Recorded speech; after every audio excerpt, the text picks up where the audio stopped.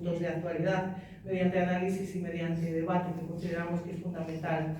Hoy nos acompaña Fernando García. Fernando García es un compañero muy querido y muy respetado en la profesión, un excelente periodista cántabro, además, que hasta hace un año era corresponsal en Washington para el periódico de La Vanguardia.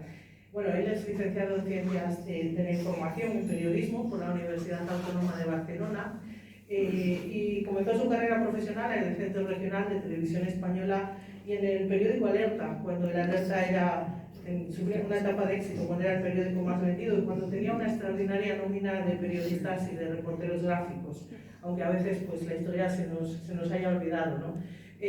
Durante más de 35 años trabajó para el periódico La Vanguardia, donde ha cubierto información parlamentaria, información de tribunales, información de cultura, y además pues, ha ejercido de corresponsal en diferentes destinos internacionales, en Bruselas, en Cuba, en Sao Paulo, desde donde informaba de toda América Latina, y Washington, que es su último destino profesional.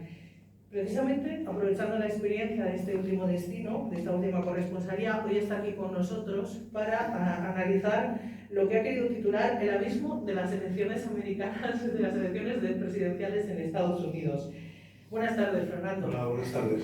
¿Por qué el abismo? Bueno, primero, gracias has elegido ese título. Gracias al colegio por invitarme, gracias por venir. Yo pensaba que esto iba a ser un poco más familiar, pero bueno, ¿qué vamos a hacer? Pido piedad y paciencia. El abismo, porque, a ver, me salió un poco de sopetón, como sabes, porque las elecciones americanas dan miedo, son un poco a corto plazo Guatemala o Guatepeor.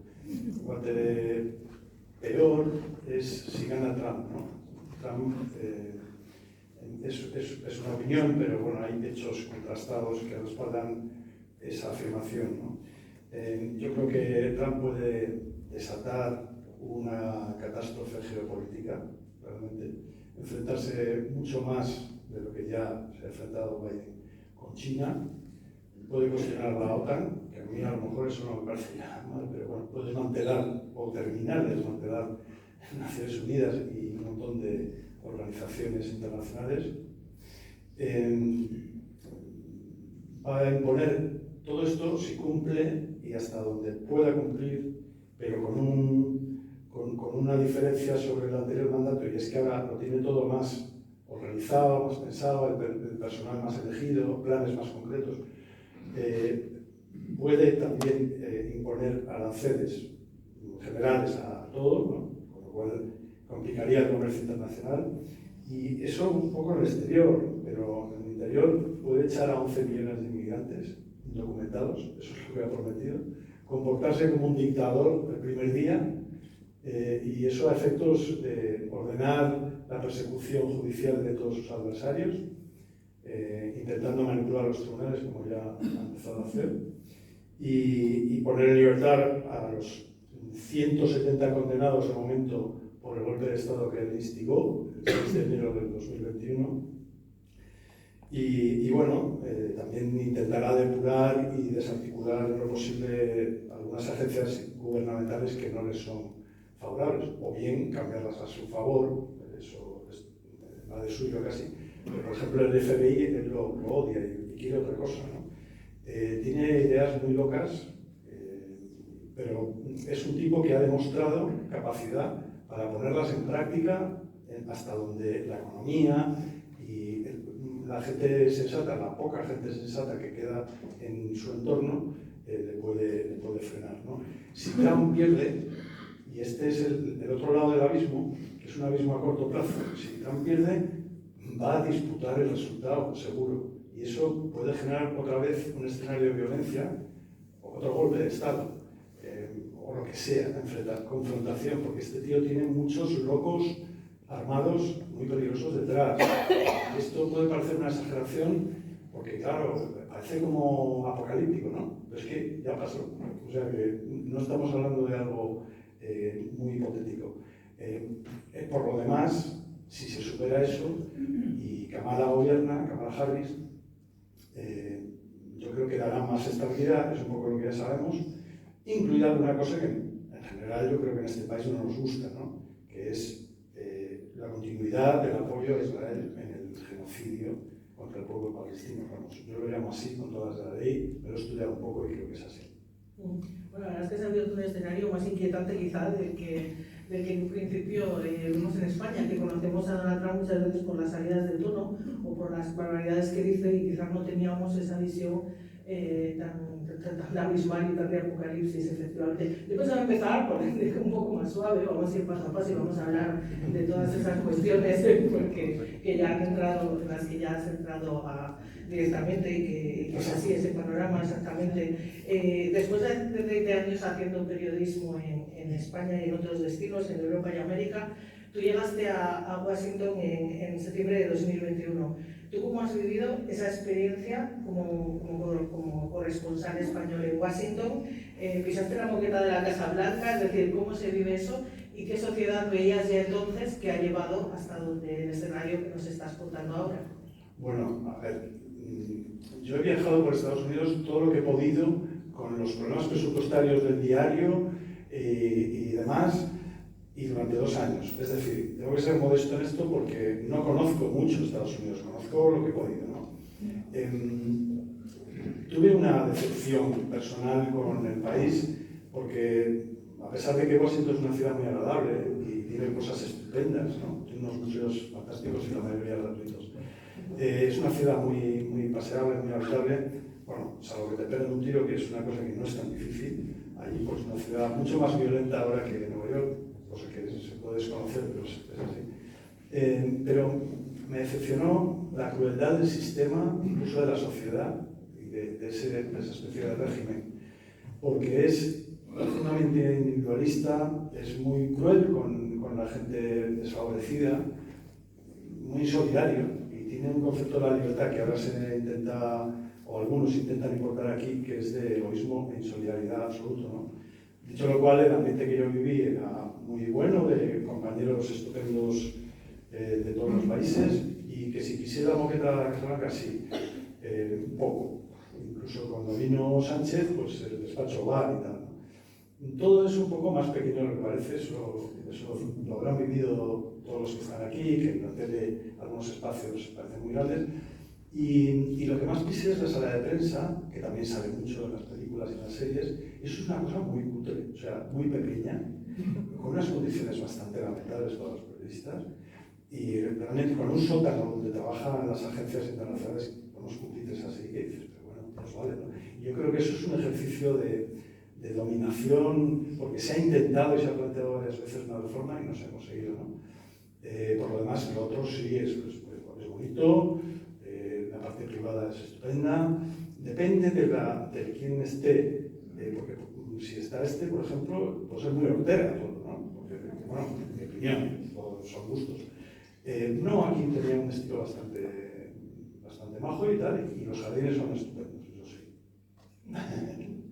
Bueno, las elecciones aquí las vivimos como un duelo, y son un duelo entre Donald Trump y entre Kamala Harris, entre el Partido Republicano y el Demócrata. Pero ¿qué particularidades tienen esas elecciones, esa mecánica electoral de los procesos presidenciales en Estados Unidos? Bueno, aquí voy a tratar de no enrollarme más de la cuenta, pero es un tema complicado. El día 5 de noviembre los estadounidenses eligen a su presidente, sí, pero también a una tercera parte del Senado, 34 de los 100 escaños que tiene, y a toda la Cámara de Representantes, que son 435. Bueno, en definitiva, deciden quién va a gobernar y con qué apoyos. Es un sistema bicameral donde todo lo importante se decide entre las dos cámaras, y además donde el Senado tiene un poder excepcional, porque además de hacer de doble cámara, aprueba a propuesta presidencial los embajadores y todos los jueces superiores, es decir, de los tribunales supremos de los estados y del peculiar Tribunal Supremo estadounidense, que además ejerce como constitucional y que son 9 tipos. Es muy poco, creo yo. Y además 3 los eligió Trump en su mandato. Bueno, dicho lo cual, el sistema es el único de carácter presidencialista en una democracia occidental que no elige al presidente por voto directo popular,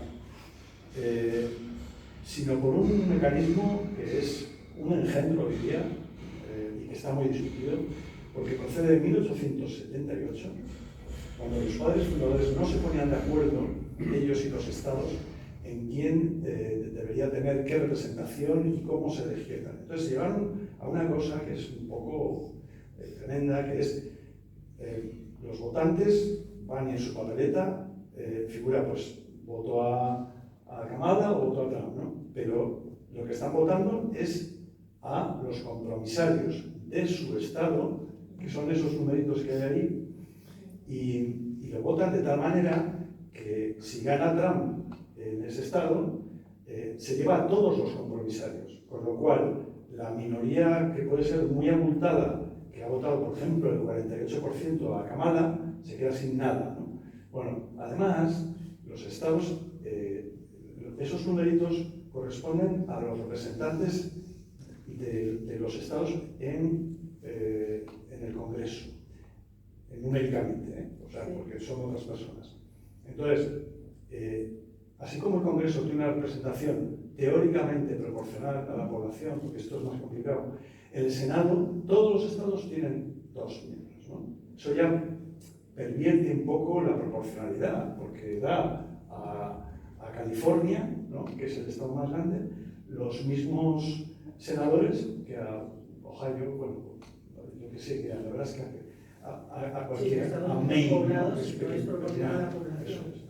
Entonces, además, ese reparto se hizo como compromiso entre los padres fundadores y los líderes regionales, territoriales en ese momento de los estados, que unos querían representación proporcional y elegir directamente por el pueblo, y otros que se cuidara, por ejemplo, la representación de los estados muy poco poblados, ¿no? Luego, además, hubo unas decisiones que han quedado en los números, como por ejemplo en los estados del sur, que a efectos numéricos, no de votación, sino de número de población para calcular los representantes del Congreso, en la Cámara de Representantes se contara a 3/5 de los esclavos, ¿no? Entonces, bueno, el resultado de todo ello es que, bueno, son varios resultados raros.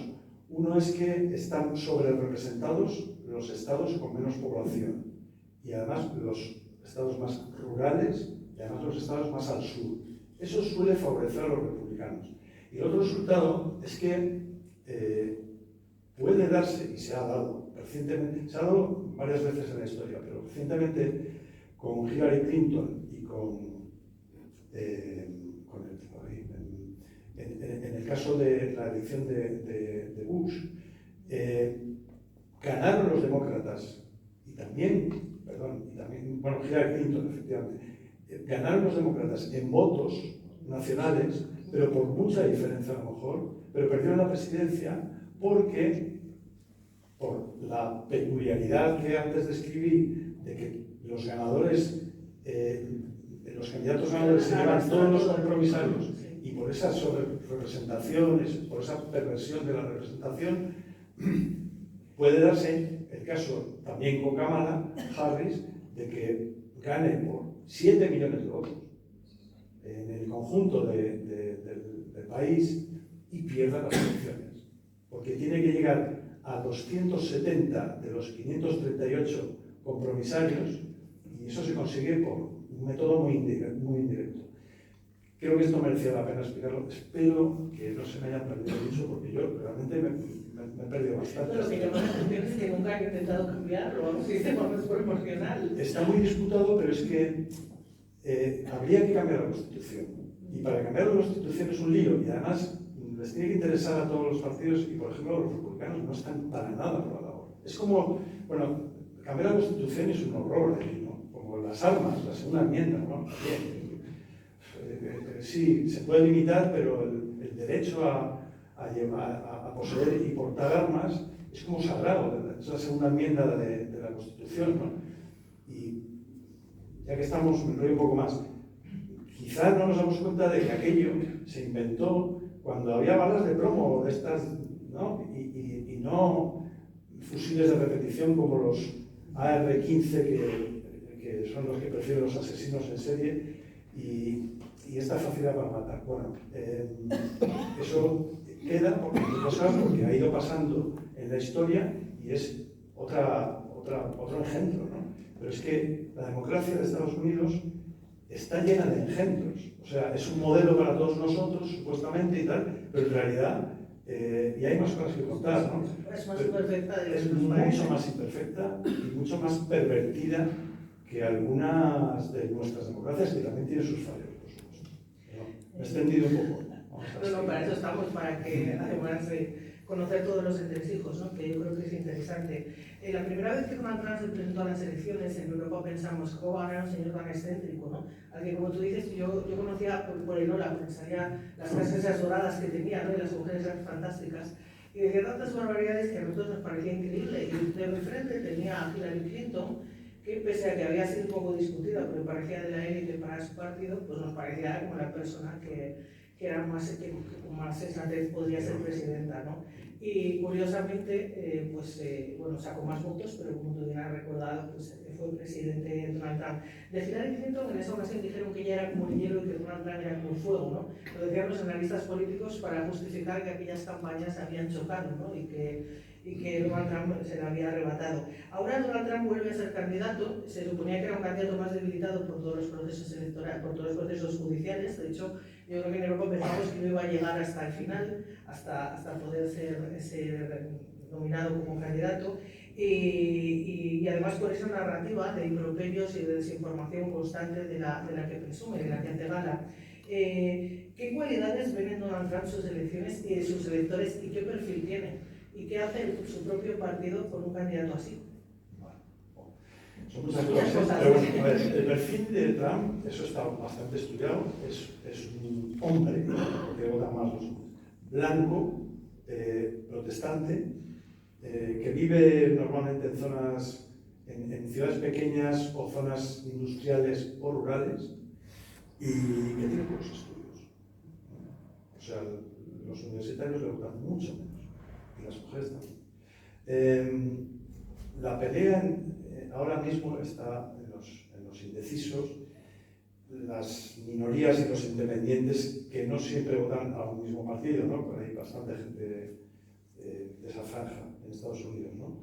A ver, Trump, es que yo no quiero incurrir tampoco en aquí una colección de improperios. ¿Por qué le adoran? Porque yo creo que valoran en él sus seguidores. Trump, mira, con esa chulería suya y esas formas de showman, procede del mundo del show, aparte de ser un niño pijo riquísimo, ¿no? Que critica a las élites, pero es de las élites.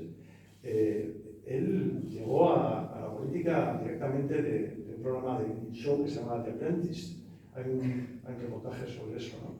Estuvo asesorado por la gente más mala del mundo, ¿no?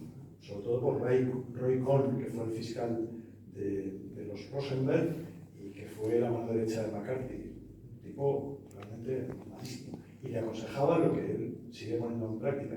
Tú niégalo todo siempre, ¿no? Y tú no te importe que las cosas sean mentiras, porque al final calan. Bueno, pues él con ese sistema ha conseguido usar las frustraciones, la ira, las decepciones de una amplia franja de la sociedad estadounidense que responde mucho a ese perfil, pero es más variado, más complejo, frente a unas élites, ¿no? En el caso de Hillary Clinton era muy evidente, que a veces son un poco despectivas, porque también hay que criticar aquí la responsabilidad que en el engrandecimiento de Trump tienen esa clase un poco pija, progre, estupenda, y que tiene la razón en todo, pero que no escucha, no presta atención a los problemas de esa gente que puede votar a Trump y que no necesariamente es como él, para nada, en absoluto, ¿no? Hay un poco de todo. Y ahí hay esa gente, y hay también pequeños empresarios, y está el tema de los impuestos. Entonces, si además tú no lees muchos periódicos y te sale un valiente y tal, no sé qué, y no prestas demasiada atención, y sobre todo estás muy cabreado, eso es lo que consiguió Mussolini y lo que han conseguido muchos populistas que conocemos, ultras la mayoría, ¿no? Que es que mira, que como recordatorio, es tremendo que esto sea así, porque estamos hablando de un populista nacionalista, xenófobo, racista, anti todo, anti LGTB, pero sobre todo anti-inmigración, que se insulta todos los días. Es que no hace falta insistir demasiado, ¿no? Es un abusador sexual, o sea, es un delincuente convicto por 34 delitos para sobornar a una estrella porno con la que estuvo también. Es que es un dechado de desastres, ¿no? Ha proferido gravísimas amenazas a funcionarios para falsear las elecciones. Es un mentiroso, el campeón de la mentira posiblemente en la historia en cuanto a producir mentiras con efectos. Y además, y esto quiero subrayarlo hoy, es un negacionista del cambio climático que sacó a Estados Unidos del Acuerdo de París y que dice que lo del cambio climático es una filfa y que hay que perforar para sacar petróleo y tal, y que por tanto, y es un vínculo que creo que está justificado a pesar de lo lejano de las cosas, ¿no? Es un tipo que hace más posible que lo de ayer en Valencia y en otros puntos del país suceda, porque le importa muy poco. Eso, el negacionismo climático es una cosa, para mí, que tiene un orden parecido al del crimen, al de otros crímenes, ¿no? Bueno, ahora hay un poco. ¿Y qué dice su partido? Su partido, claro, también extraña, ¿no? Que sea así, el partido que piensa que con él gana y entonces para qué buscar un candidato más normal, vamos a decir, ¿no? Que al menos tenga alguna virtud y no tantas debilidades, ¿no? Como... Eso es muy importante porque el Partido Republicano ha perdido absolutamente su identidad con Trump. Se ha vendido a Trump. Trump ha cooptado, se ha apoderado del Partido Republicano, que tiene valores bastante respetables, conservadores y tal, que yo puedo no compartir en la mayoría, lo que sea, pero, y que jugaba de otra manera, jugaba limpio, ¿no? ¿Por qué eso es así? Porque la inmensa mayoría de los candidatos y dirigentes del Partido Republicano en todo el país han sucumbido al hecho de que Trump tiene un enorme apoyo popular, conseguido de esas maneras, ¿no? Y entonces, salvo excepciones, como los Cheney, ¿no? Padre y la hija, como más conocidos, todo el mundo se ha plegado a él. Y hemos visto como candidato tras candidato en las elecciones, por ejemplo, a medio término, iban respaldando o dejándose respaldar por Trump, ¿no? Y el Partido Republicano ha desaparecido, en realidad, respecto a lo que venía siendo hasta la aparición de